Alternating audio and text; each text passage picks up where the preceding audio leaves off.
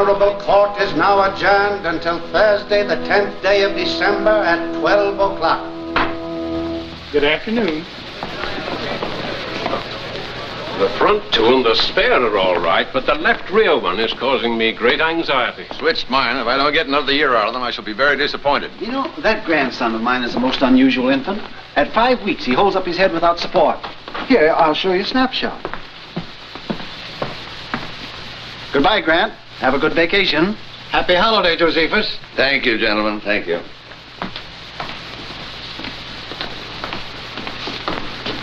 Mr. Justice? Well, Could we have a word with you, Justice Grant? Just a few questions. I stopped answering questions when court recessed about 3 minutes ago. What do you know about... Come in. Here we go.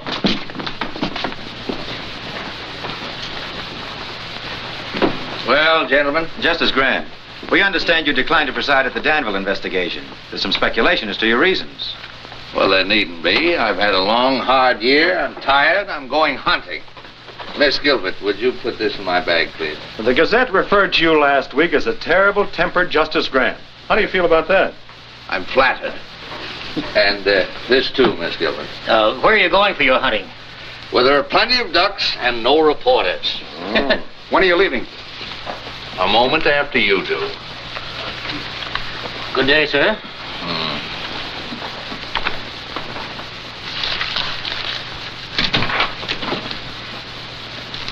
Miss Gilbert, what is this nonsense? What does this resignation mean?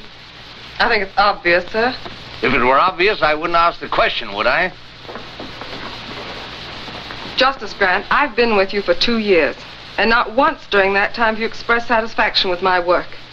Miss Gilbert, you can learn more law here in a week than you can anywhere else in a year. That's all that should interest you. I don't feel that I have to constantly remind you that you're a brilliant young woman and that you have a fine future.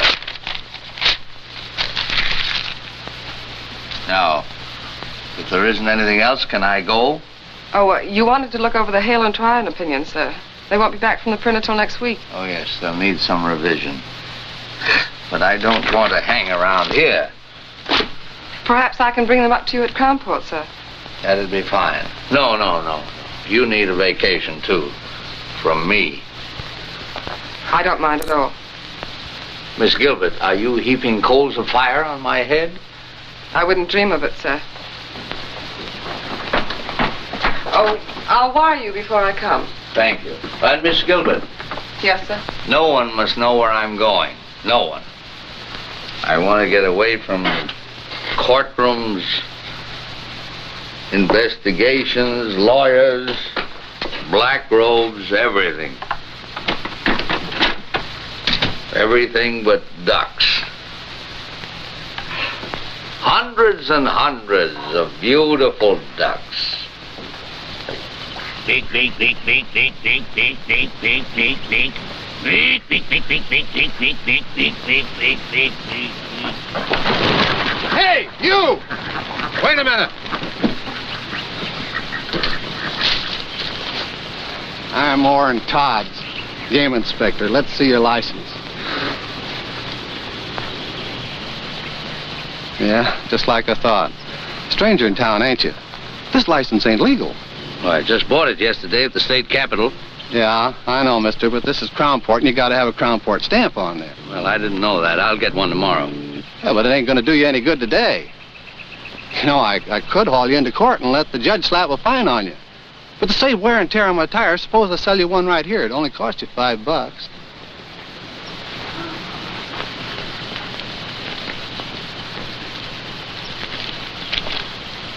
You know, the $5 is just for the stamp. I usually get a little something for my trouble, too. Well, you don't understand. I'm giving you a break, brother. There. I never pay off twice, brother. Come on. Well, look. Let me explain it to you.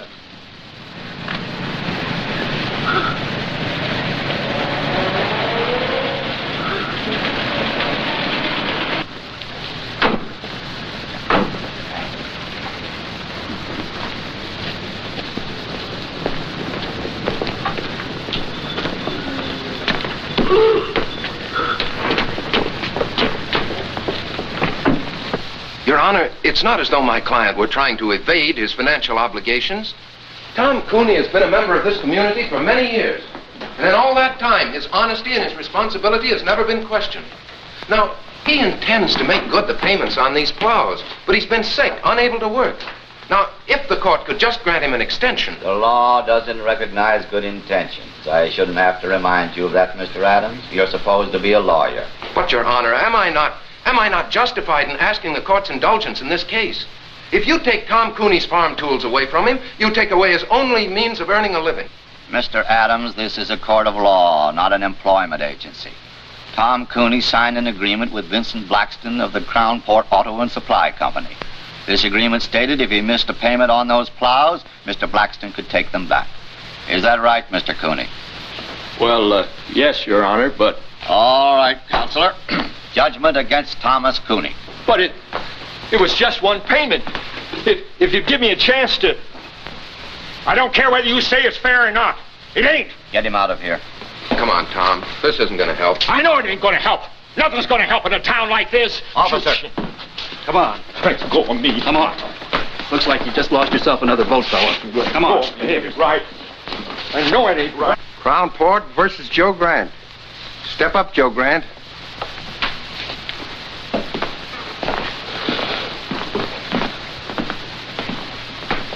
Name? Joe Grant. Shooting ducks without a Crown Port permit. I didn't get a chance to shoot. You were going to. Of course I was, you fool. That's why I bought a state license. We also require a Crown Port license, Mr. Grant. And ignorance of the law is no excuse. $100 or 30 days. Which one of you gentlemen do I pay? The clerk. Should have bought it from me in the first place. Save yourself a lot of dough. I assume that this $100 will permit me to resume my hunting without further interference. Your assumption is wrong. You still need a Crown Port stamp. And an officer enforcing the law is not interfering, Mr. Grant. As a judge, I advise you to be careful of your words. Next case. Crown Port versus Burton Lyon. Step up, Burton Lyon.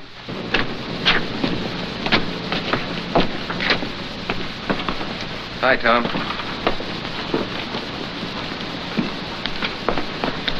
I'm sorry it turned out that way.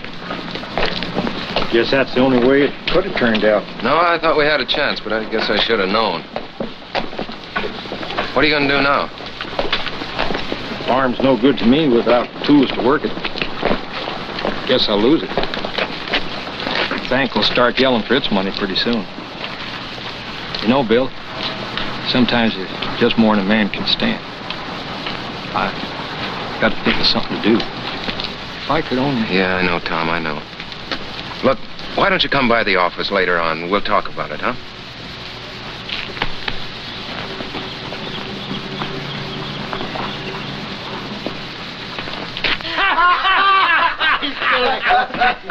Hello, boys.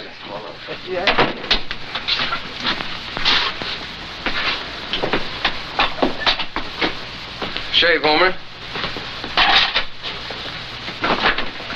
I hear poor Tom Cooney lost his case. Yeah. He'll probably lose his farm now, too. It's a shame. You know, Homer, that's what I like about the fellas around your shop. They enjoy the good things of life. Like a guy who can't meet his mortgage, or a poor farmer getting ripped out of his plows. Maybe if Cooney had a real sharp lawyer. Maybe if we had a bank that'd extend an honest man credit, or a judge that'd give him a break. Talk like that isn't going to get you any votes, Adams. If I could afford a 50-cent cigar, I could get yours.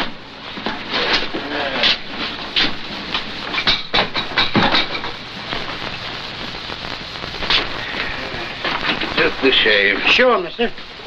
Stranger in town? Yeah. Aiming to stay long? Long enough to get a shave. Great little town, isn't it, old-timer? Yeah, Judge Harkley really gave you a welcome, didn't he? And our constable, Orrin Todds, that's Homer's cousin. He's all law and order. Regular Minuteman, isn't he, Homer? How many minutes did it take before he tried to shake you down? It's a shame. Ever notice how a fellow who can't make a living in a town always tries to run it down? You know Mr. Grant, isn't it? Yeah. Mr. Grant, might be fun to bust up one of the constable's little rackets. How about being a guinea pig? Let me turn this into a test case. Mister, there ain't a case this ambulance chaser wouldn't take. There was $2 to vote in it for him. How's it, boys? How do you do, Mr. Mayor? Much of a wait, Homer? With you in a minute, Mr. Mayor. Hello there, my worthy opponent. I'm sorry about Tom Cooney. I hope he doesn't go to pieces over this. Well, he's really got something to go to pieces over. You know, it's a funny thing about some fellas. No matter where you put them, everything goes wrong for them. Hiya, Tom. You looking for me? I'll be with you in a minute. Yeah. Look, Tom, Mr. Mayor, if there's anything I can do for you, if you're in need of a little ready cash or something... I don't want charity. I just can't change the law, Tom. You're the mayor. But I'm not a nursemaid to every man in town who can't take care of himself. All right, Cooney, that's enough. Now beat it. Keep your hands off. Let him alone, Blackston. Oh. Bill, don't. This is all my fault.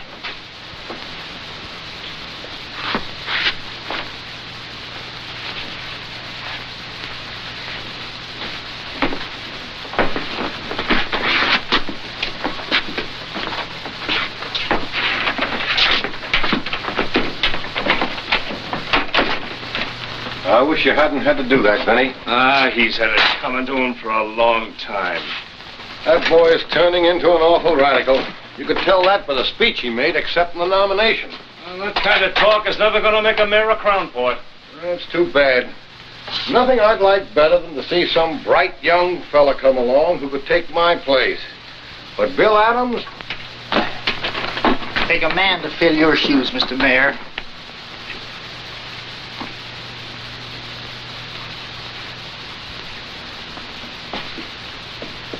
Ned Darrow dropped in this morning. He said to give you his regards.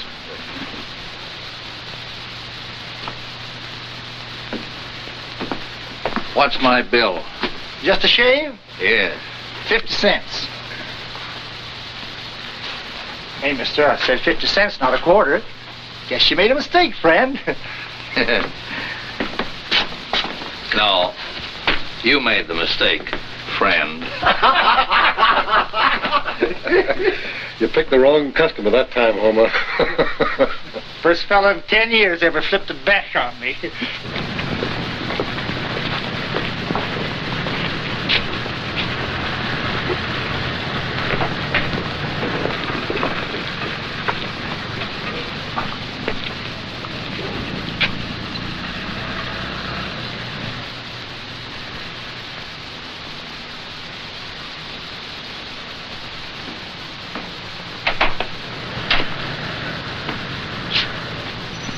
Come on in, old-timer.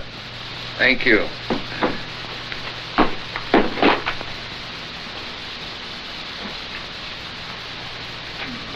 Well, you interested in boats? Yeah. That's a rather interesting model. She's the Columbia, a square-rigged four-master. Nice work. Oh, and here's a nice one. This is a barkentine. Form is square-rigged, the other mast fore and aft rigged. Rather unusual. For sale? Oh, no. No, they're not that good. It's only a hobby, just for fun. I see you're running for mayor.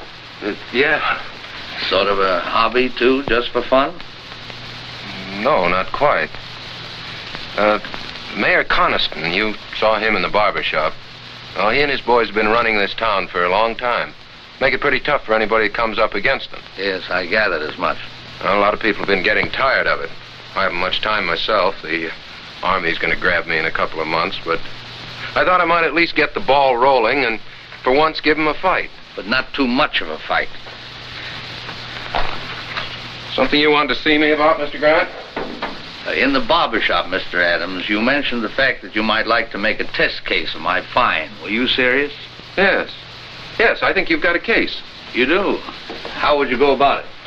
Well, we'd, Of course, the law requires a stamp. I didn't have one. No, but I think I could work out an appeal. An appeal? On what grounds? Was the fine illegal? Oh, no, they had a right to fine you.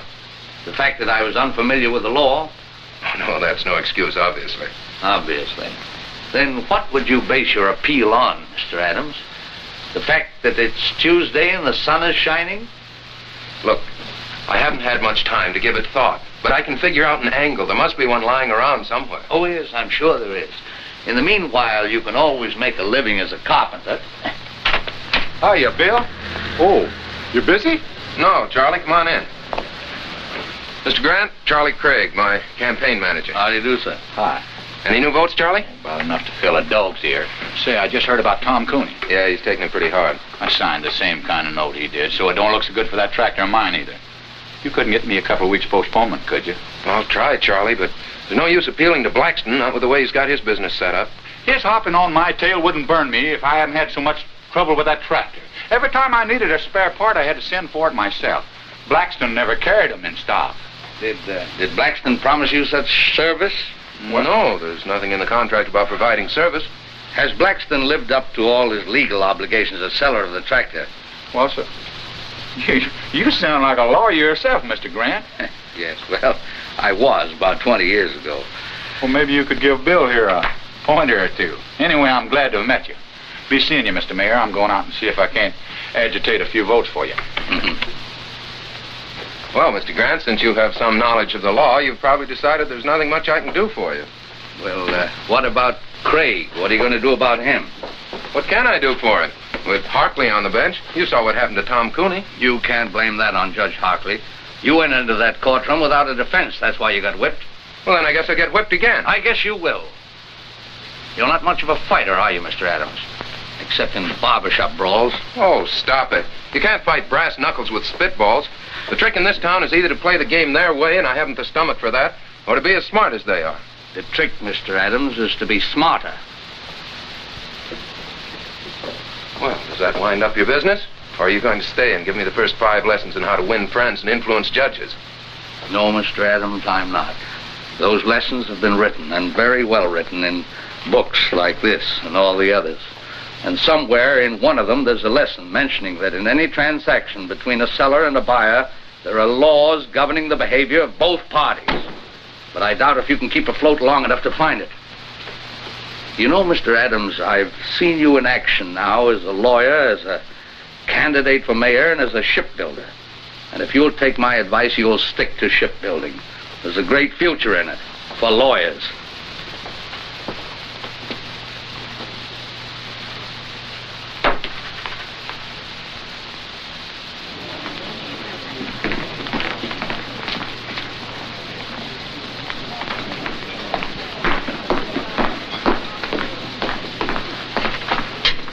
Excuse me, sir, for breaking in like this, but I think I found it.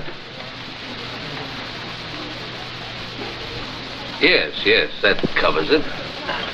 You said you hadn't practiced law for 20 years. Imagine remembering a thing like that. Have you had dinner, Mr. Adams? No, thanks, not hungry. I think this will cover it. It should work, but I've been battered down by those guys so often, I guess I haven't too much confidence. How long have you lived in Crownport, Mr. Adams? 28 years with time out for college and law school. Mm-hmm. Never established residence in any other state? No. You're sure of that? Well, of course. Well, we went to Mexico for a few months when I was 7, but... Did you file an income tax return for 1939 and 40? Well, sure. I didn't pay anything in 1940. I didn't earn enough, but I filed a return. And your figures were honest, correct, and would bear investigation? What? Why, of course they were. No, you're getting nervous, Mr. Adams. I'm not nervous. I'm merely trying... Yes, you are. You're flustered. You're raising your voice. Well, why shouldn't I raise my voice? You've as good as accused me of falsifying my income tax. I've accused you of nothing, Mr. Adams. Now, look, I don't know what you have on there, but I want to tell you that... Take a look.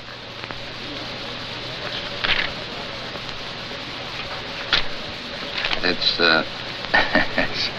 an old trick that Justice Brandeis used to play. I read about it in Collier's once.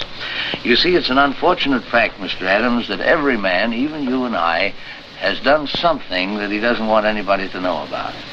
Now, if you can make him think that you're holding in your hand the skeleton in his closet... You've got him. Well, let's say at least you've got him squirming, nervous, worried, as you were. But if that man happens to have a really guilty conscience...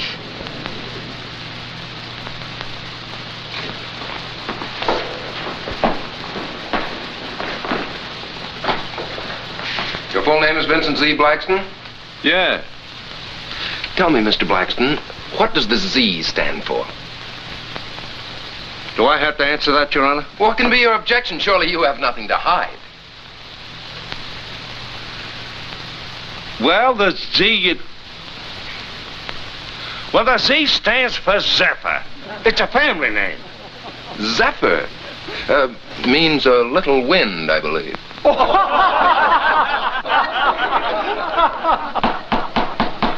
Quiet. Mr. Blackston, you're the owner and manager of the Crownport Auto and Supply Company? Yes. The sole owner? Well, sure, of course. No silent partners? No. Well, of course there are people. Oh, then you're not the sole owner. I didn't say that. I just It said... sounds very strange to me, Mr. Blackston. You don't know whether you own your own business or not. I object. That question is irrelevant, immaterial, and calculated to confuse the witness. Objection sustained. Counselor will restrict himself to the facts bearing on this case. Mr. Blackston, your company sells most of the used cars and tractors in this town. Almost a monopoly, isn't it? I do the most business because I sell my stock at the lowest prices. That's not monopoly. That's the American way of life. Now tell me, Mr. Blackston, carry spare parts for your customers? Sure. Do you have in stock at this moment piston rings for the 1938 tractors you sold in this town? Well, Mr. Blackston? Well, no, I don't. Oh, then you don't carry all the spare parts your customers might need. Well, I can always get them if they need them. Yes, but sometimes your customers have to wait. Sure, it takes 2 weeks. If I ain't got them, how can they have them? An intelligent answer, Mr. Blackston, and an honest one. And one which will require the court to enter judgment against you in this case. Will Counselor explain that statement? Certainly, Your Honor. Motor Vehicle Laws, 1919, Chapter 174, Section 52. The sale of any automobile or any other automotive vehicle is void unless the dealer carries in stock at all times and on demand parts that may be needed to repair the particular make of vehicle. Will you let me see that reference?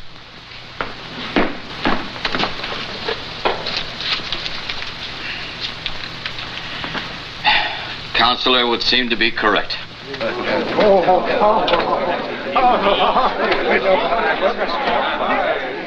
You put it over, Bill. Say, this will take care of Tom Cooney, too. You're telling me.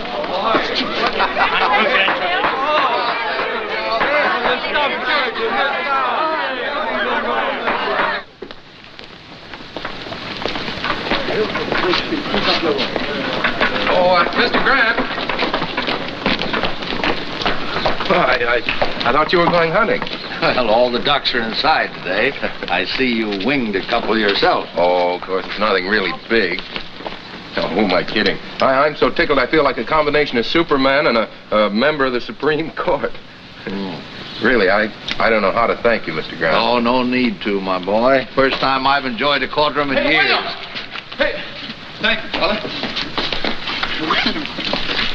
You know what this stuff is? No, Mr. Grant, he wouldn't. William, this is American money. Good old folding money. You know what you can do with this stuff? You can buy things that you need. You get it?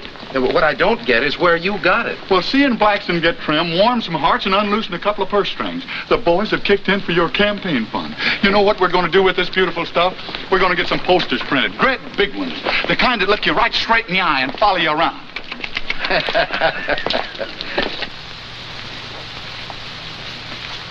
Why get frightened? So Adams does win one rotten little case. Do you know what that case cost me? You can afford it. If it had happened to your hotel, Roscoe, you'd scream like a stuck pig. Stop it, stop it. Seriously, Jim, you don't see Adams as real competition. Well, as things stand now, no. But if a lot of people start thinking of Bill Adams as the people's champion, well... Jim, there was nothing else I could do. I can give you boys the edge when it's a question of interpretation, but not when the law's right there in black and white. Oh, I'm not blaming you, Judge. It's just something to start thinking about, that's all. You think we'll have trouble? Well, now look, boys.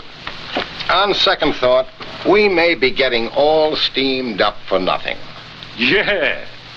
But suppose he opens a lot of old cases like Tom Cooney's. I think you've got something there, Zeppa. We'll just have to show the boy that he's wrong.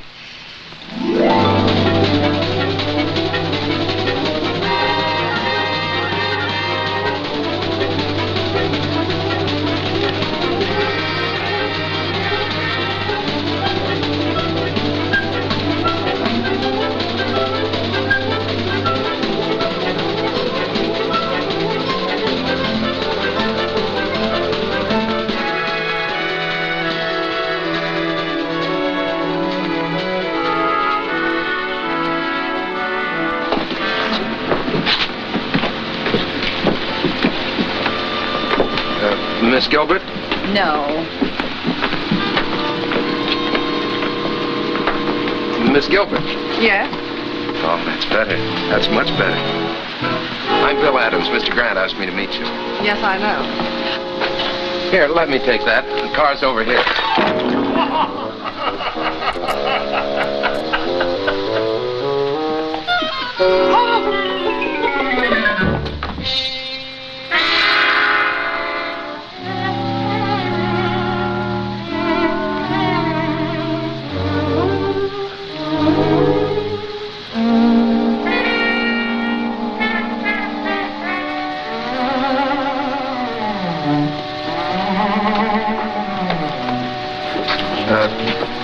Do you think we should try to scoop some of that up? No, I guess not, huh? Well, everything seems to be under control, but... Would it be all right with you if we went to your car now? The car? Oh, no. No, yes. Right here.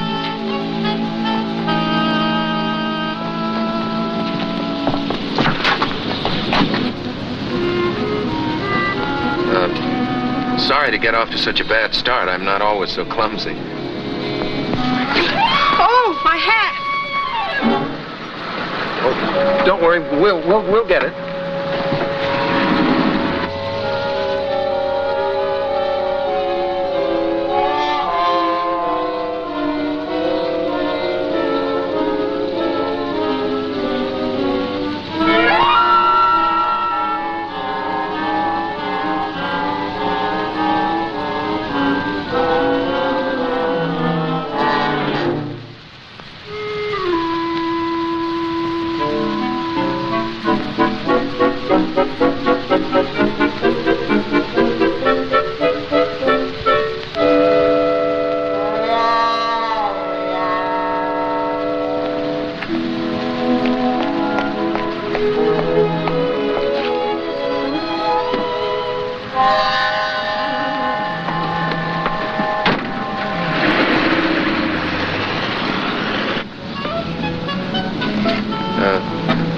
How long have you worked for Mr. Grant?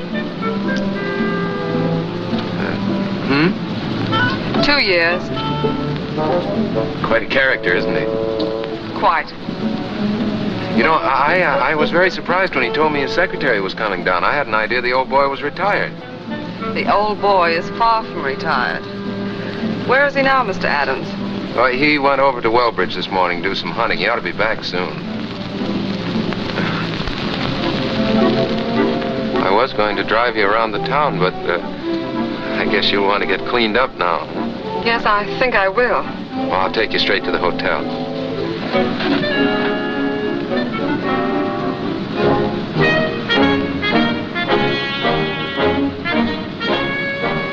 You are running for mayor? Mm-hmm. Surprised? That's putting it very mildly, Mr. Adams. Well, make the most of it, lady, because that's likely to be the only surprise you'll get in this town.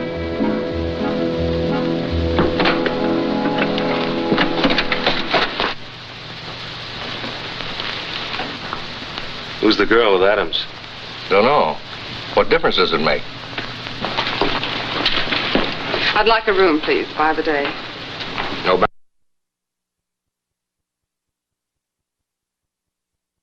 Henry, show this lady out. But you don't understand. Yes, I do. Why, you...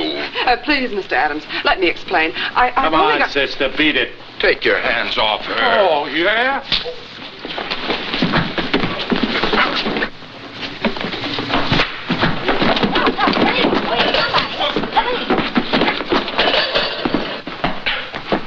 Nice work, pal.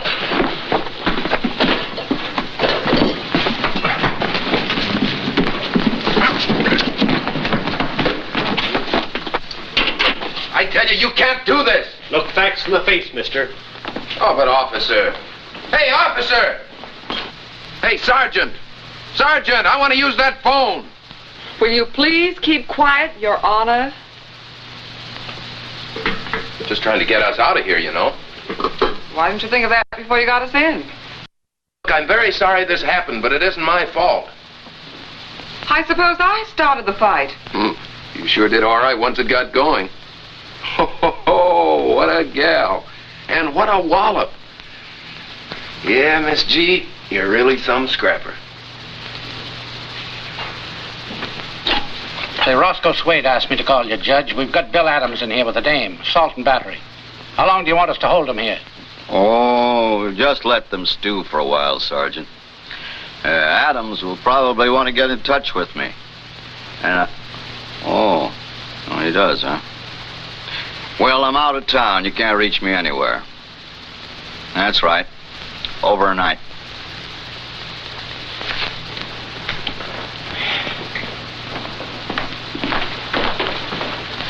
Will you have the chef prepare a couple of these for tomorrow night's dinner? And I'll have my key, please. Yes, sir. What room did you put Miss Gilbert in? Gilbert? Gilbert. There's no Miss Gilbert registered. Well, that's strange. Anything wrong, Mr. Grant? Why, yes, I was expecting my secretary today. Mr. Adams was to have met her. Your secretary? Yeah. Miss Gilbert, Miss Lucy Gilbert. Have you heard from her? No, not exactly. Well, that is, she was here, but... Where is she? Well, Mr. Grant, you see, we had a little trouble. And where is she? She's with Adams in the county jail. Well, you get them out of there, and fast. Yes, sir. Yes, sir, right away. Bertie, get me Judge Hartley, quick. Yes, sir.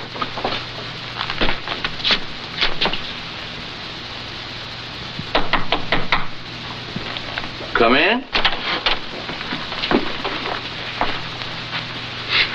Good evening, Mr. Grant. Well, good evening, Miss Gilbert. I'm sorry I couldn't meet you at the station. So am I, sir. However, Mr. Adams seems to have made your introduction to Crownport quite spectacular. Well, if it amuses you both, of course it was quite worthwhile. I'm sorry.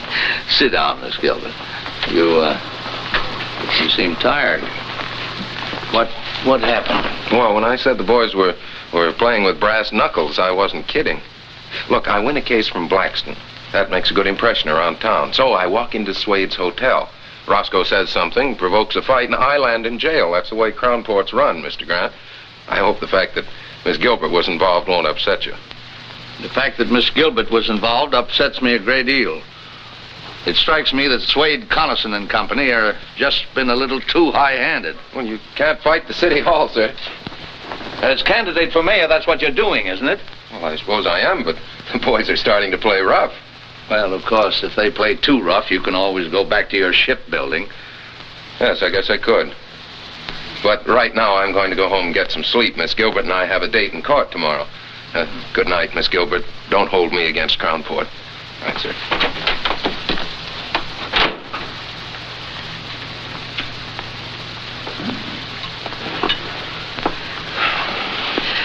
Your notes, perhaps you'd like to go over them.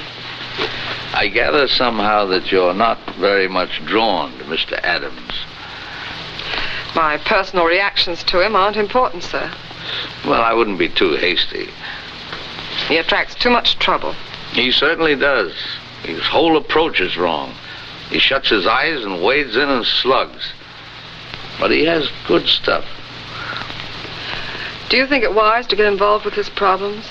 After all, you are on your vacation. Oh, I'm not involved. I'm just trying to give the boy a push. Come in. May I turn your bed down, sir? Oh, yes, certainly. Good night, Mr. Grant. Good night. Oh? Oh, I'm all right. Good night, Miss Gilbert.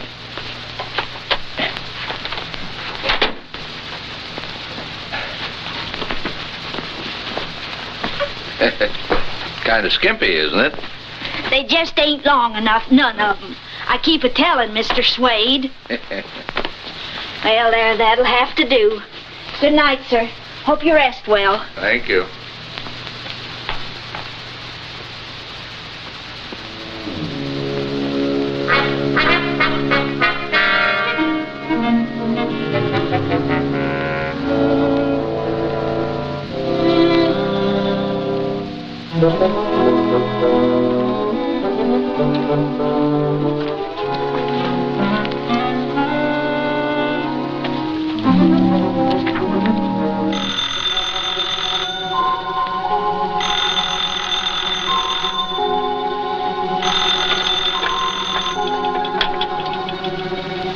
Wrong number.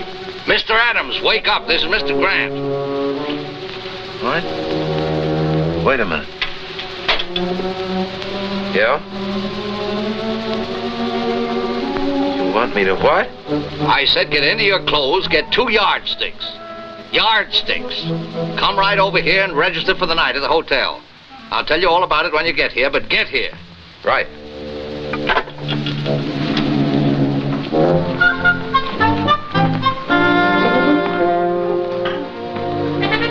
Hello, Roscoe. Give me a single room next to Mr. Grant's. I'll pay in advance.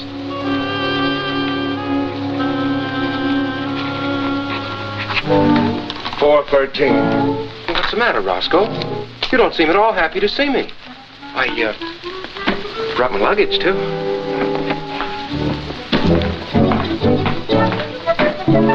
Why should he sleep here with yardsticks?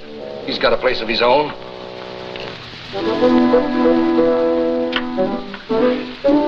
Hello. Get me Miss Gilbert's room, please. Where do we start? Why should he want to talk to her in the middle of the night? I don't know, but... It's Grant. Yes, Mr. Grant. Yes, sir. Right away. He wants a bellboy right away. He wants to send something to Miss Gilbert's room. They're up to something. I know they are. Henry.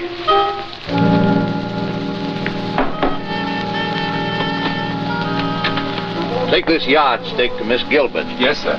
Mr. Swade said with his compliments. My compliments to Mr. Swade. I don't eat fruit.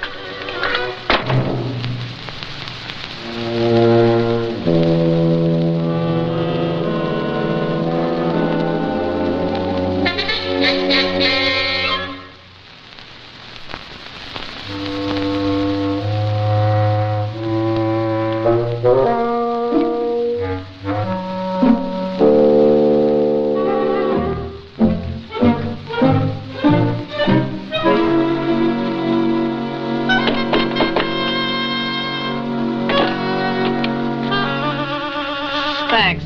Oh, wait a minute, miss. I've got a bowl of fruit for you. Mr. Swade said with his compliments. My compliments to Mr. Swade. Tell him I've lost my appetite.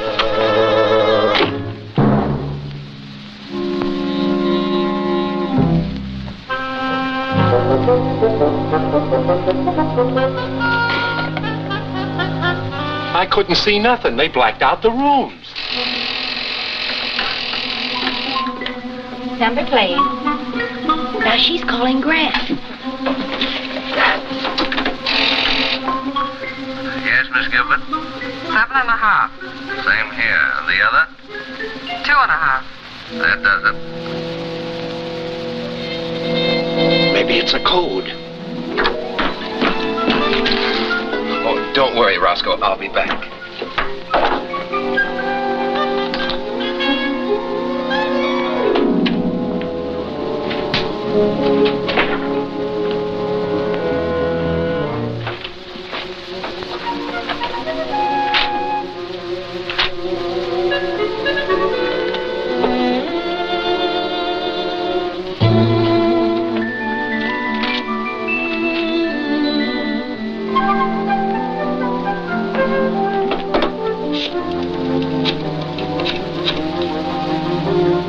Swade's hotel? Give me Mr. Grant's room. Mr. Grant, you were absolutely right. It's 9 and 2. Yeah, I'll be back in a minute. Oh, I think Mr. Swade's going to be a little sorry tomorrow that he's bringing those charges against us.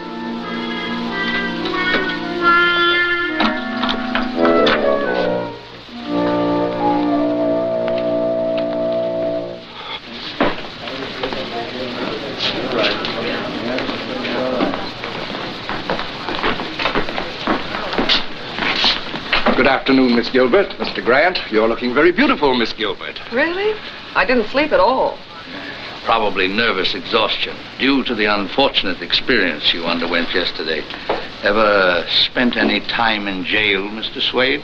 Ever been sued for false arrest, Mr. Swade? Miss Gilbert, I've made up my mind to drop the complaint against you. Well, what about the complaint against Mr. Adams? He spent a few hours in jail, too. You've got nobody but yourself to thank. You started it hitting Henry. I'll forget you hit me. He didn't hit you. I did. Well, I'll forget that, too, but... But 6 hours in jail is something I won't forget, Mr. Swade. I think $5,000 damages would be about right, Counselor, don't you? Well, I had thought of 10, but... No, I think 5 is enough. Oh, don't worry, Mr. Swade. I'll see that the money goes to a good cause. I'll invest it in war bonds.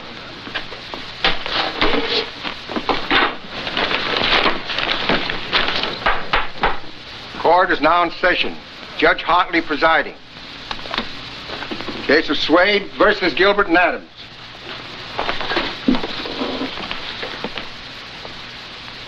Judge, I move you throw my complaint out. The complaint against Miss Gilbert? Yes. Adams, too. We settled it by ourselves. Both of them, huh? Yeah. Well. Case of Swade versus Gilbert and Adams, dismissed. You can thank Miss Gilbert for getting you off so easy. Thank you, Lucy. Oh, Roscoe.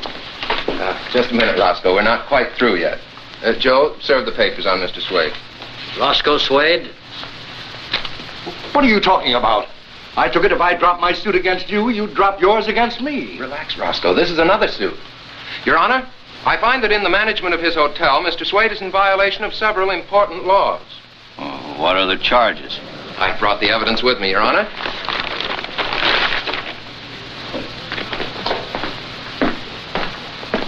The hotel laws of this state, 1909, Section 52.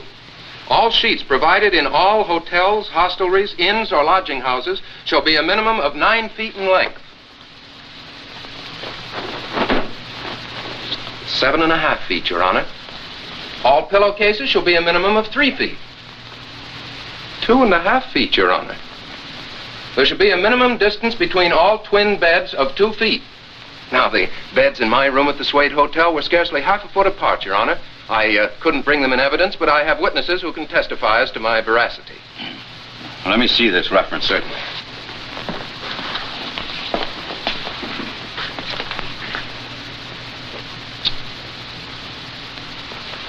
You'll be sorry for this. You wait and see. Will the court warn the defendant that threats and intimidation are punishable by law? Be quiet, Mr. Swade. And don't you tell me how to run my court. The law provides a fine of $50. For each offense. Are you prepared to face these charges at the present time? Yes. You plead guilty? Yes. And pay the clerk. Nice work, Counselor. Congratulations. Thanks. Thank you.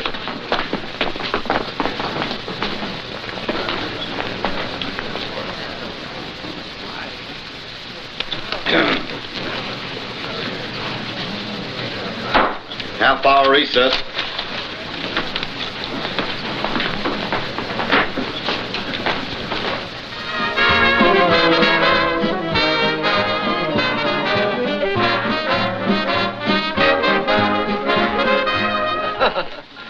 Well, this couldn't by any chance be a little gift from Mr. Swade. I thought we might end our celebration in style.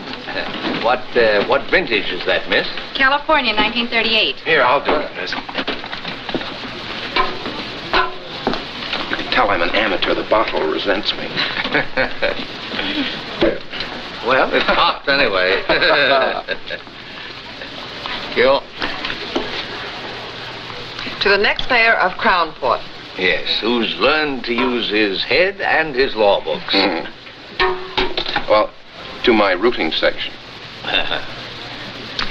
I think you're on the right track, Counselor. You keep the Connisons busy on the little things, and they won't have time for the bigger ones. Neither will I.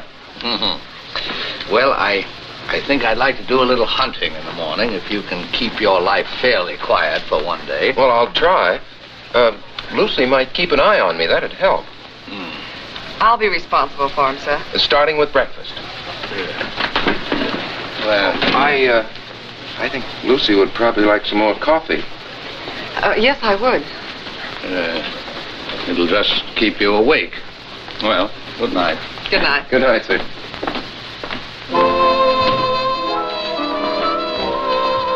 More coffee?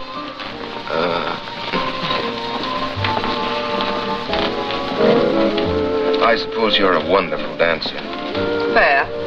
I'm awful. Good. That will make me feel superior. May I have this dance, Mr. Adams? Charmed. Hey, I'm not so bad, am I? You're fine. I guess the trouble was I just never liked to dance before. Neither did I. You know, Lucy, Crownport's not such a bad little town. It's got a lot of nice people in it. You've just seen the worst side of it. Like you? No, but what I mean, Lucy, is, well, can you see yourself living in a town like Crownport? No, pretty dull, I guess, huh? Very. Practically nothing's happened to me since I met you. Yeah. No, but seriously, sometimes I have whole days of peace and quiet. Now, we've been together for several hours, and nothing very spectacular has happened. Not near enough has happened.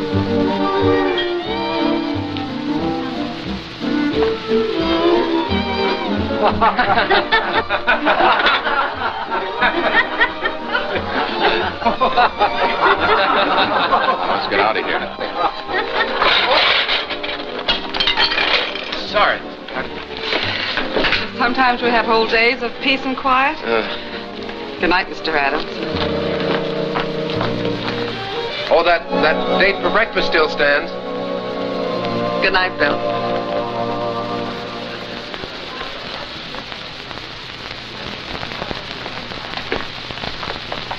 Morning, Herman. Well, goodbye, Mr. Adams. Oh, no. Oh, no. Mr. Grant said you were to look after me today. And what he says goes. He's your boss, you know. But I've had breakfast with you. Oh, yes, but I need much more looking after than that. Much more.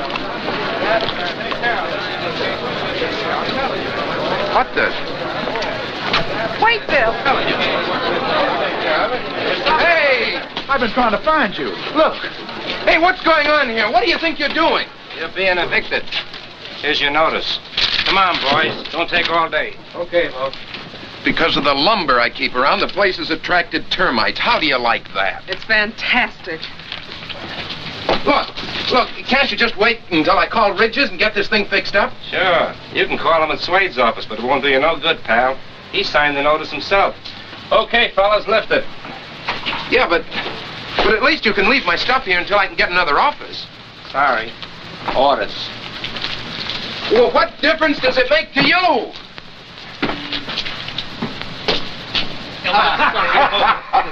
Oh, boy. Where's your telephone? Right over there. Thanks.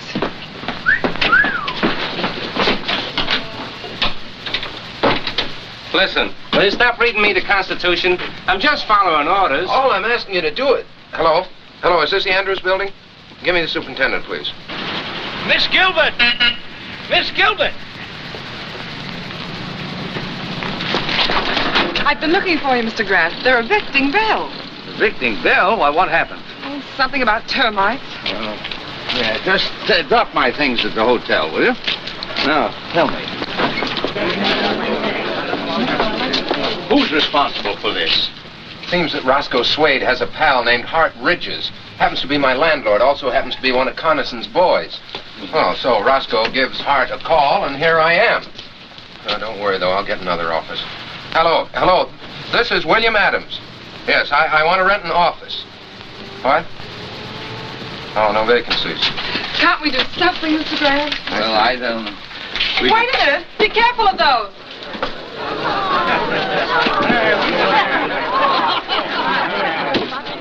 No vacancies at all, huh? I see. Not an office in town, not even a loft. Oh, those boys think of everything. Coniston? Are you sure? Who else? It's too clever for anybody else. Let me stay there with you. Who's Bill Adams? Do you mean Mayor Adams? I'm Bill Adams. What do you want? Electric company. Got orders to discontinue service. Efficient, aren't they? You'll find the box in the back. Okay, thanks. What's the matter, Mr. Mayor? Can't you pay your bills? You shut your mouth. I'll shut it for you. Oh, no, Tom, no. That's what they want us to do, so let's not do it. Why not use my sitting room as temporary headquarters?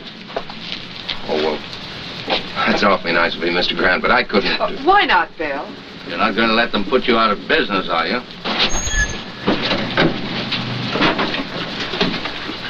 Where's Bill Adams? Oh, Mr. Mayor, you got more company. Hey, Wooly, bring out a couple of more chairs. I'm Adams. What do you want? Compliments of the mayor. He thought you might need some help. Will you send my compliments right back to the mayor and tell him to... You tell Mayor Coniston I'm staying right where I am, out on the street. And before I'm through, I'll have him out here with me. Get a soapbox. You bet I'll get a soapbox. And if Coniston wants to know what I mean, tell him to come down here and I'll try explaining it to him personally.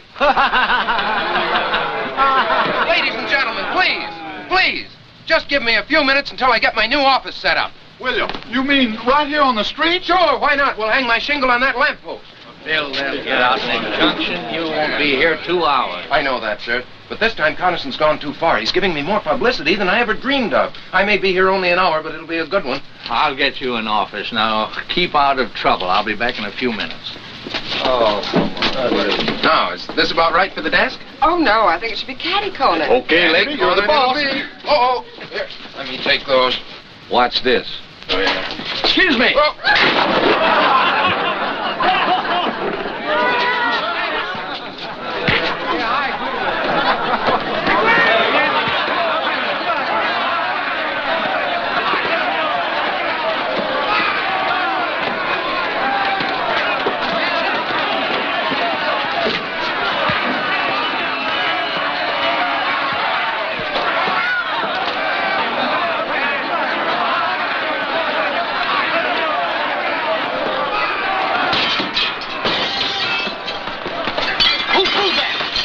I'll get him for a win.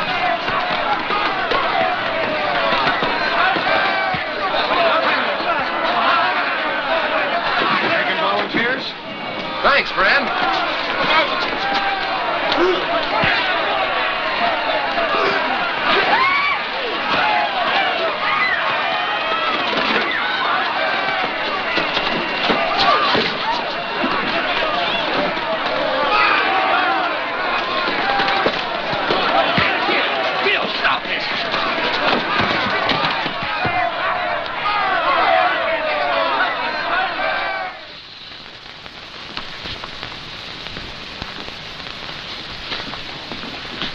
How is he, nurse? Oh, he's coming along all right. Can we see him now? I think so. You fellas wait. We'll be right out. That'll do it, Mr. Grant. Oh, thank you. Well, where's Mr. Adams? How you feel, Mr. Maybe Grant? you better take it easy for a while. No, I'm all right. Where are Mr. Adams and my secretary? Well, he's in jail, and she's trying to get him out. Oh, Lucy. Did the doctor say you could get up? Oh, yes, I'm fine. Where's Bill? Still in jail. I've tried everything. They're holding him for a $15,000 bail, inciting to riot. This is outrageous. We'll have to find Judge Hartley. We've tried to. And he couldn't be found, as usual. You can find him at Coniston's rally, about an hour from now, up there on the platform, shooting his big mouth off. No, we'll find him before then. It's no use, Mr. Grant. They got us all sewed up. They always do. Yes, but they took one stitch too many this time. They always do that, too. Come on.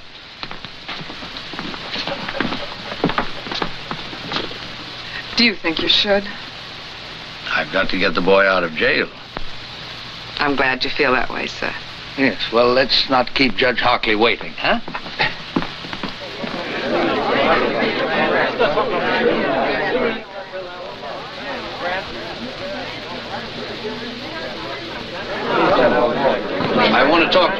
Hockley. Sorry, I haven't any time to give you right now. I'm afraid you'll have to find time. See here, you. Judge Hockley, acting on my rights as a citizen, I demand that you swear out warrants for the arrest of Ridges, Swade, Blackston, and Mayor Connison. You're crazy. On what charges? Conspiracy, abuse of public office, inciting to riot. I suggest that you come to the jail with us now and release Mr. Adams and sign those warrants. We'll need a couple of more warrants, too, for some hoodlums. I have their names. You are crazy. You can't push your way into my house and order me around. Do you realize I can have you arrested for disturbing the peace, all of you? Let's just postpone that, Judge. Ladies and gentlemen, will you excuse us for just a minute?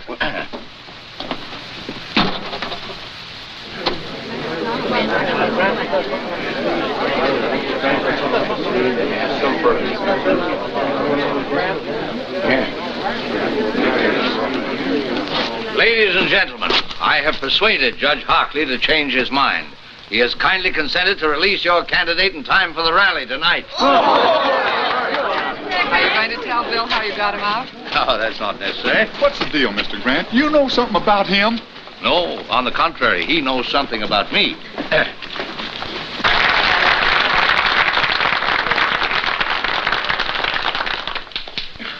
Ladies and gentlemen, I mean my friends. For a long time, I've been hoping a man would come along, a young man. Because, like I always say, the future of our great country belongs to the young folks who could take over and give us old folks a chance to sit back and take things easy. Well, this year I said to myself, Jim, maybe this Bill Adams is the fella. But he dashed my hopes and prayers to the ground. I saw that he's not the man we've been waiting for. That he's nothing but an agitator, a troublemaker, stirring up neighbors against each other. He said he'd be here tonight. I wish he was. I hoped that when I got up to talk, he'd be here on the platform with me to debate with me the issues so close to our hearts.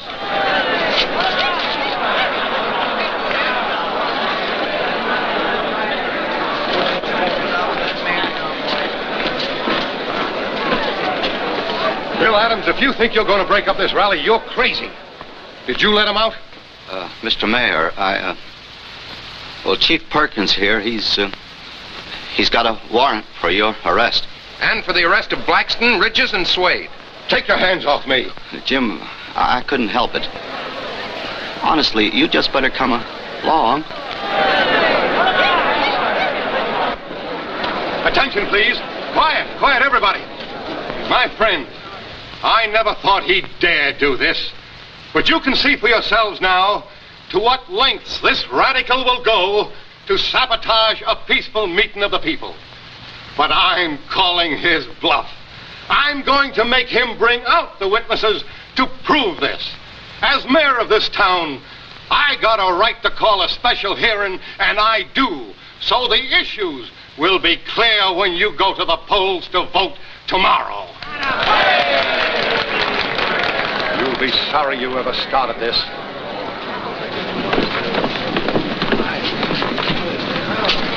Better remain with us, Mr. Hartley. We wouldn't want you to prejudice the mayor's testimony. Any place there, folks. All right, find a seat and sit down. That Adams bird's just bluffing. He ain't got a thing on the mayor. No? Find a seat and sit down.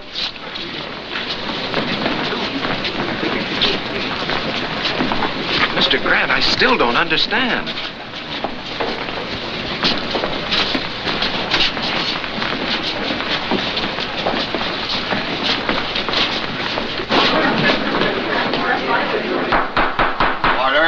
Order. This hearing will come to order.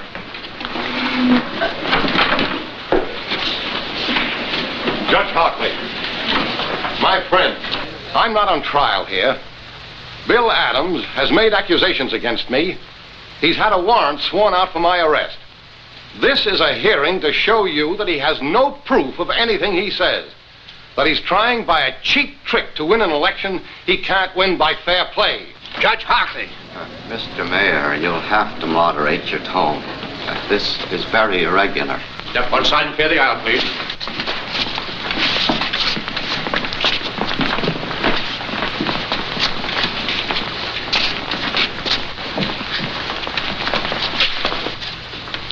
Mr. Connison, it's true that you are not formally on trial here. You asked for this hearing. You demanded by what right we had you arrested. We're here to tell you and to accuse you of conspiring against men who honestly oppose you, of inciting a riot with reckless disregard for human safety, of abusing the office to which you have been elected by the people of this town. And these accusations we are prepared to prove. I hate to see the old boy get himself involved like this. Don't worry about the old boy now, darling. Mr. Mayor, Mr.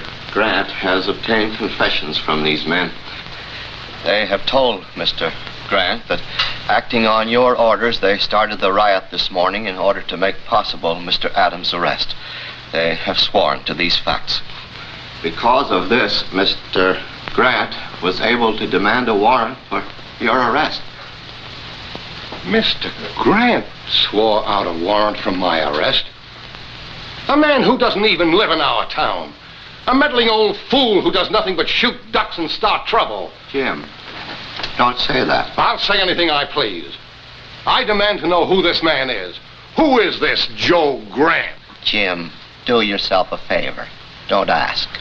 That's all right, Judge Hockley. Mr. Connison, it's not Joe Grant. It's John Josephus Grant. Where you from, Grant? Washington, D.C. Jim, please, no more questions. Mr. Grant... Shut up! I'll ask all the questions I please. By what right? And what do you do, Mr. Grant? Mr. Connison, I am a judge, an associate justice of the Supreme Court of the United States.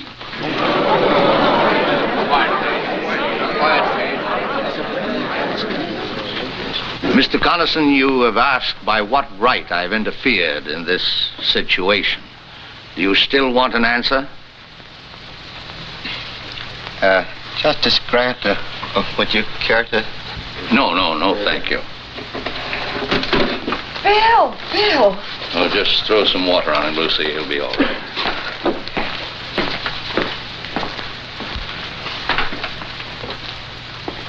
Your Honor, Mayor Connison, it's only right that you should know why I, a stranger, have become involved in your affairs.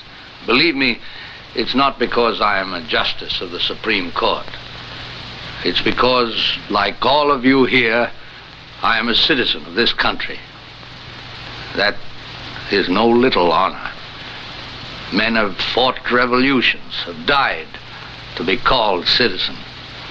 And as citizens, we carry a burning responsibility. It means that when we elect men to public office, we cannot do it as lightly as we flip a coin. It means that after we've elected them, we can't sit back and say, our job is done. What they do now doesn't concern us. That philosophy of indifference is what the enemies of decent government want. If we allow them to have their way, to grow strong and vicious, then the heroic struggle which welded thousands of lovely towns like this into a great nation means nothing. Then we're not citizens, we're traitors. The great liberties by which we live have been bought with blood. The kind of government we get is the kind of government we want. Government of the people, by the people, and for the people can mean any kind of government. It's our duty to make it mean only one kind. Uncorrupted, free, united. I believe, Mayor Connison, that I've answered your question.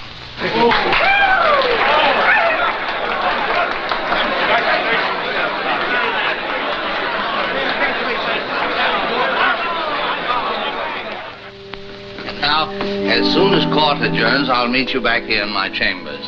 What's the matter, Mr. Justice? You seem nervous. Oh, no, not at all.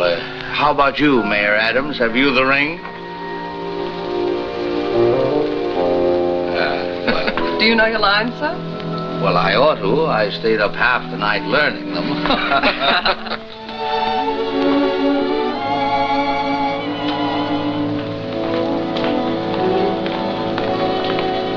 Hello there, Grant.